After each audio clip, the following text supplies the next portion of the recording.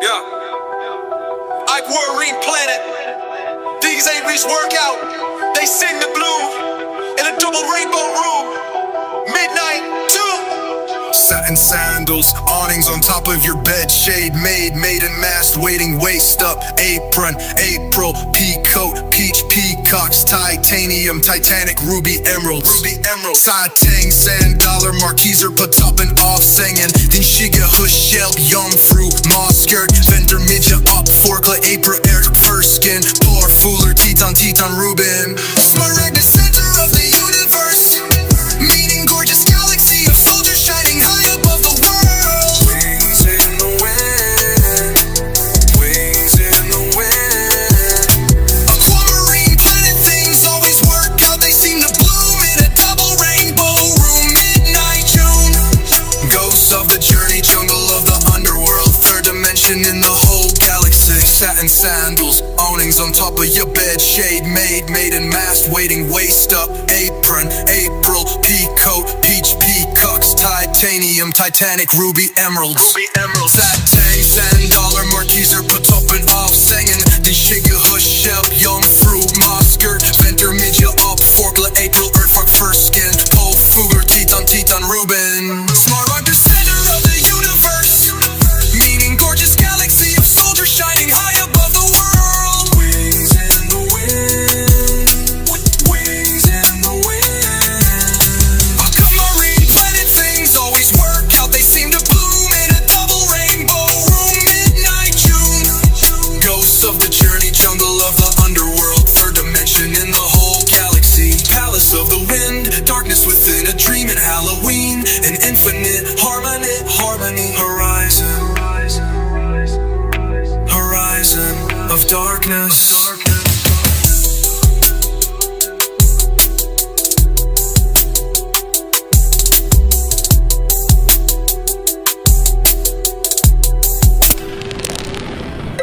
Satin sandals, awnings on top of your bed, shade made and masked, waiting waist up, apron, April, peacoat, peach peacocks, titanium, titanic, ruby emeralds, satin, sand, dollar, marquise are put up and all singing, instinctive, hush, shelp, young's fruit, masker, venter, midja, up, forkla, April, airfuck, first skin, pole, fugler, titan, Rubin. More than any other order of celestial beings, the seraphim have inspired a distinctive form of spirituality centered on ecstatic love, purifying fire, and the total surrender of self in the presence of the divine. This seraphim current runs through centuries of mysticism like a river of molten gold, touching and transforming everyone in encounter. The word seraphim itself, derived from the same Hebrew root as seraphim, has been used historically to describe those human souls who, through extraordinary devotion, have attained a state of spiritual ardor that mirrors the burning love of the celestial seraphim. Saint Francis was called the Seraphic Father. Saint Bonaventure was the Seraphic Doctor. Saint Clare of Assisi and the four Clares became the feminine expression of the Seraphic spirituality. Women who chose radical poverty and contemplative prayer as the fuel for their inner fire. The Seraphim path is characterized by several distinctive features that set it apart from other mystical traditions. Divine Arrow. The Seraphim tradition unapologetically employs the language of passionate love to describe the soul's relationship with God. Drawing from the Song of Solomon, mystics like Saint Bernard of Clairvaux, Mechthilde of Magdeburg, and Hedwig of Antwerp wrote of the divine beloved in terms of burning desire, intoxication, and erotic union. This was not metaphor. It was the most precise language available for an experience that transcended all categories. Purifying fire. The fire of the seraphim does not merely illuminate, it transforms. St. John of the Cross described the mystical process as a living flame of love that burns away all that is not God within the soul. Attachments, illusions, false identities, and self-worth. This process, while ecstatic in its culmination, passes through the dark night of the soul. A period of spiritual desolation that strips the mystic of all consolation. Radical humility. The seraphim cover their faces with peace, even as they burn. This paradox, supreme closeness to God combined with supreme humility, defines the seraphim path. The greatest mystics consistently describe themselves as Francis called himself the greatest of sinners. Teresa declared herself the most wretched woman in the world. This was not false modesty. It was the natural response of finite beings encountering infinite. The Trisagion of practice, the perpetual cry of holy, holy, holy, has been adopted by contemplative communities in the form of continuous prayer. Human attempts to join peaceful forces. Even from the last one. The Byzantine divine incorporates the Trisagion Okay. as a central line. The It's Sanctus of the Latin Mass quotes the very Seraphim interesting. directly. Come out. In the contemplative tradition, the repetition of sacred phrases, a practice found in the Jesus prayer, Spider-Man Brand New Day. Also, can we teaser the fans for tomorrow? is understood as the human participation in the eternal song of the angels. Seraphim influence is awesome. The Seraphim have inspired some of humanity's greatest achievements. In visual art, the six-winged seraph appears in the mosaics of Hagia Sophia in Constantinople, the frescoes of the Basilica of San Francesco, the illuminated manuscripts of the Book of Kells, and the painted ceiling of the countless churches from Rome to Acropolis. Artists have struggled to depict beings of pure fire. Their solutions range from abstract geometric patterns to Byzantine art, to naturalistic figures surrounded by golden flames, Renaissance art, to the terrifying, awe-inspiring forms described in aesthetic literature. In music, the seraphic tradition has produced works of extraordinary power. Hildegard of Bingen's compositions were explicitly inspired by angelic music. Palestrina's masses and Alacri's Miserere, once forbidden to be transcribed under pain of excommunication, so sacred was its beauty, sought to create earthly echoes of celestial choir. Olivier Messiaen, 20th century French composer, devoted much of his career to translating the colors, rhythms, and harmonies he associated with angelic praise into orchestral and organ music of visionary intensity. In literature, the seraphim appear as pivotal figures in Dante's Paradiso, where they occupy the highest heaven, closest to the point of divine light. Milton's Paradise Lost, where they serve as the most powerful warriors in the celestial army. And Rilke's Duino Elegy, every angel is terrifying. Contemporary fantasy and speculative fiction continue to draw on seraphic imagery, from Madeleine L'Engle's cosmological novels to Philip Pullman's His Dark Materials. The enduring mystery, perhaps the most remarkable aspect of the seraphim legacy, is its persistence. In an age of scientific materialism, the seraphim, and the broader world of angels, saints, and supernatural beings they inhabit, continue to exercise a profound hold on the human imagination. Polls consistently show that belief in angels exceeds belief in any specific religious doctrine. Something in the human psyche responds to the idea of burning, singing, six-winged beings of light who exist in a state of perpetual worship and unconditional love. Whether the seraphim are literal beings of divine fire, archetypal expressions of the human longing for transcendence, or something else entirely that our categories cannot yet contain, they remain what they have always been, a gateway to wonder, a challenge to complacency, and a reminder that the universe may be far more vast, more strange, and more beautiful than our everyday consciousness allows us to perceive. The Trisagion still echoes, the fire still burns, the six-winged one still flies. Kadosh, Kadosh, Kadosh. The study of medicine. تاریک اسم برای نفت گلای رسن میبینی ها را بالا میآورند گل با جای خشک قطرات رنگ در لطافت صبحگاهی ریتلام به تو به خونه شام و حدس میزنم چه کسی مهمان را میشناسه مرد زنده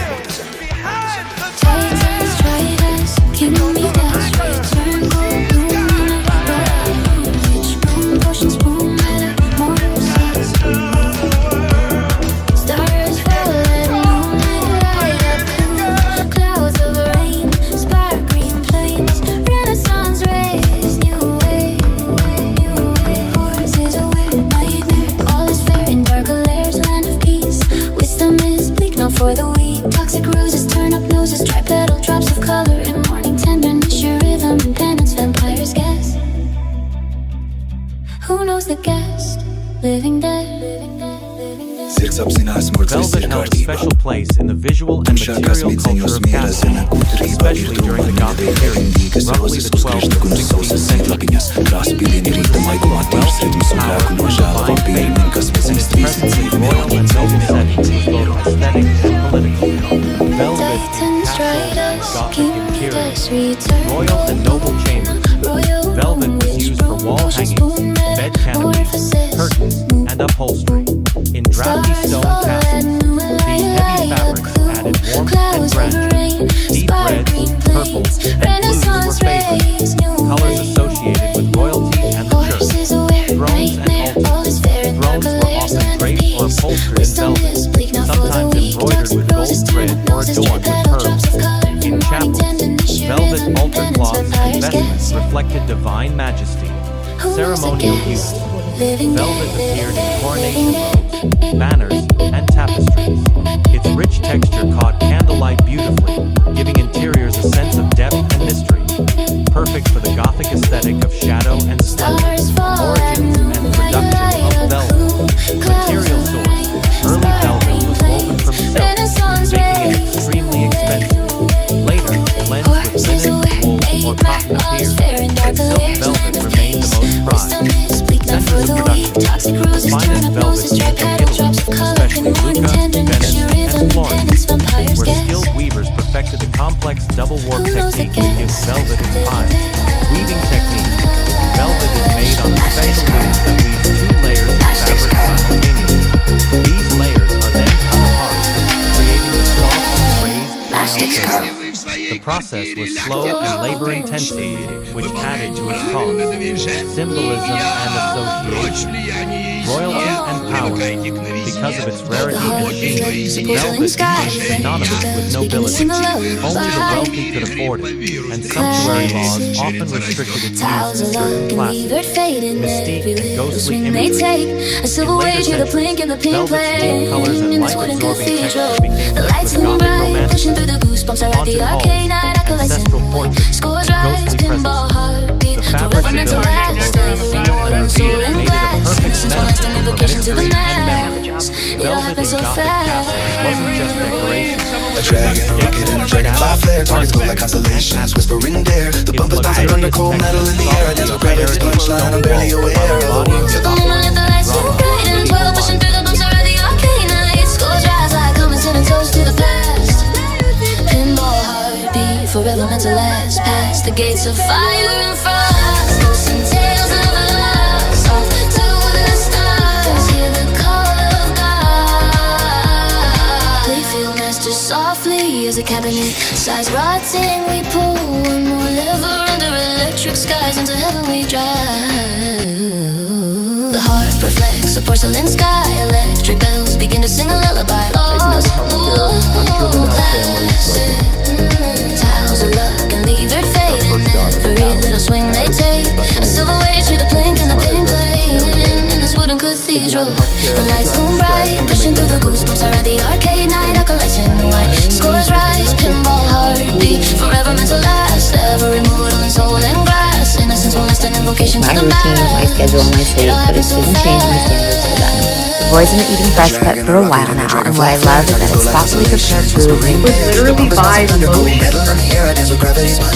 Why would you?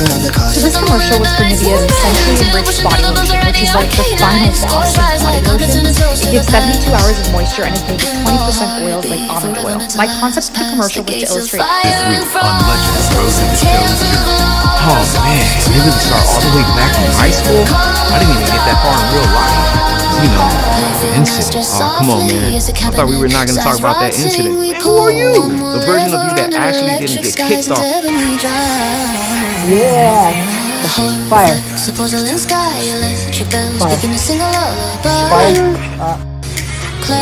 Fire. More rain. Tiles of luck and leave it fading. Every little swing they take, a silver wage through the blink and the pink playing in this wooden cathedral. The lights will scores rise, pinball heartbeat, forever meant to last. Ever immortal in soul and glass. Innocence lost an invocation to the mass. It all happened so fast.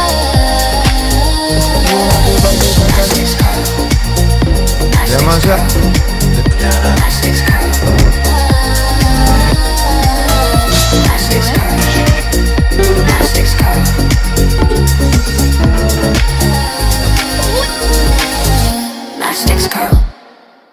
Absolute monarchies weakened as centralized royal power clashed with rising literate publics demanding accountability.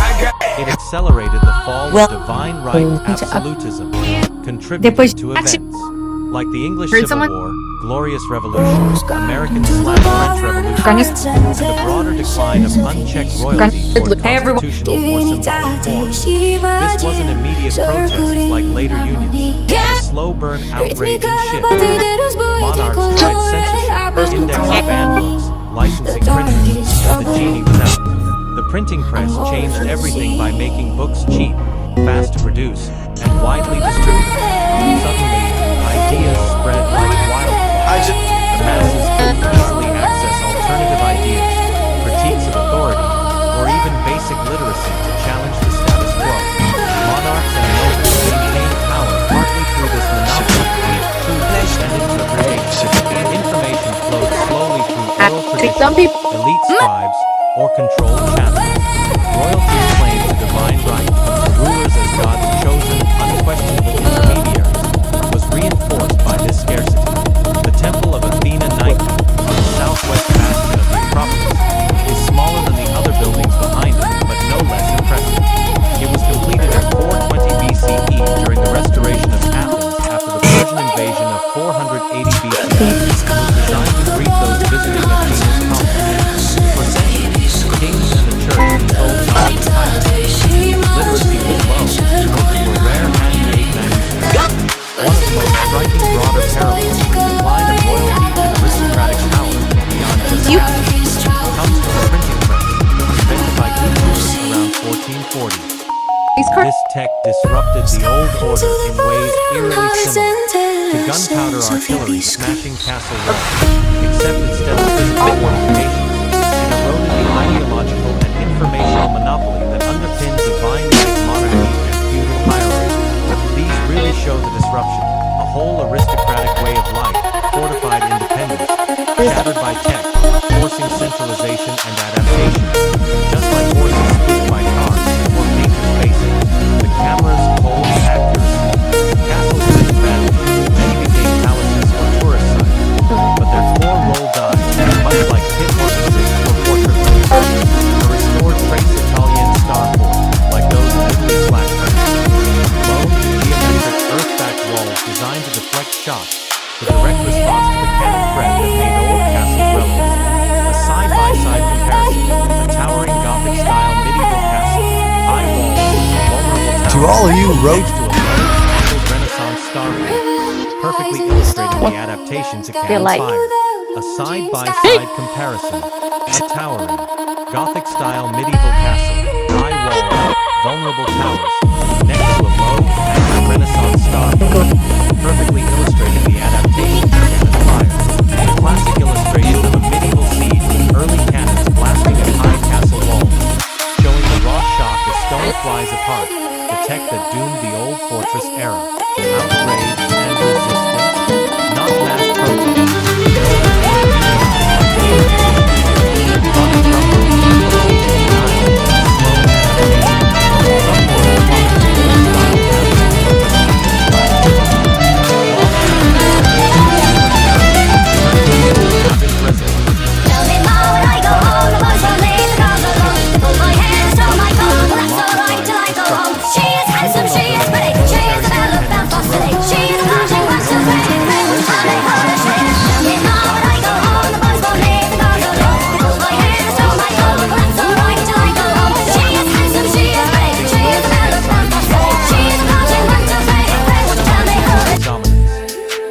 Nobles and kings faced huge costs to adapt or lose relevance. Many tried retrofitting, thicker walls, lower profiles, but the real shift was to new Trace Italian or star forts, angled bastions, low immersion ramparts, and wide moats to absorb shock.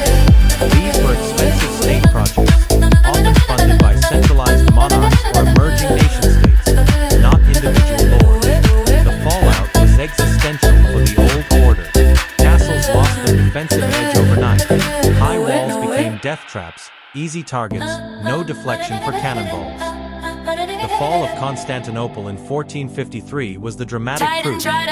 The city's legendary Theodosian walls, impregnable for a millennium, were battered down by Mem II's giant cannons.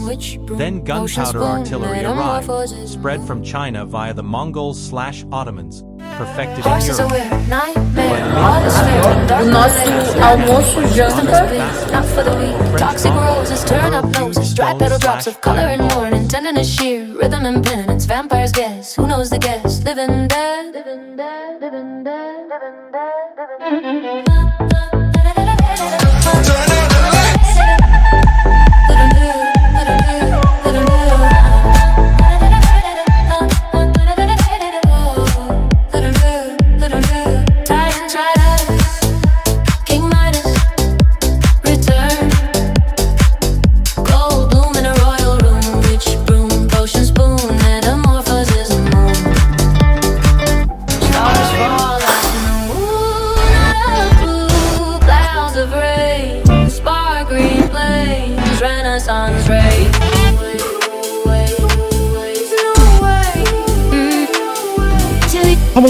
Horses are wear, nightmare, all is fair in dark layers, land of peace, wisdom is bleak, not for the weak. Toxic roses, turn up noses, dry petal drops of color and mourning, tenderness sheer, rhythm and penance, vampires guess, who knows the guess, living dead, living dead, living dead.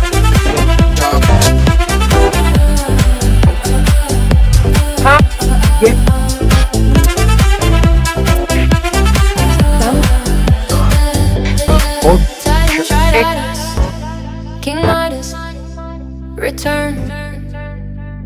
Gold bloom in a royal room, witch broom, potions bloom, metamorphoses a moon. Ready? Stars fall and moon, a light of blue, clouds of rain, sparkling plains, Renaissance rays.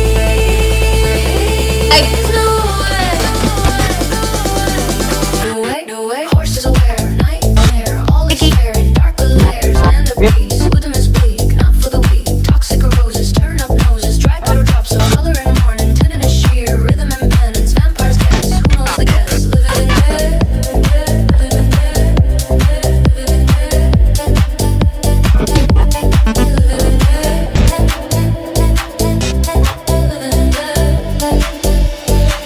Stars fall at noon, light of blue, clouds of rain, sparkling plains, Renaissance rays. No way, no way, no way, no way.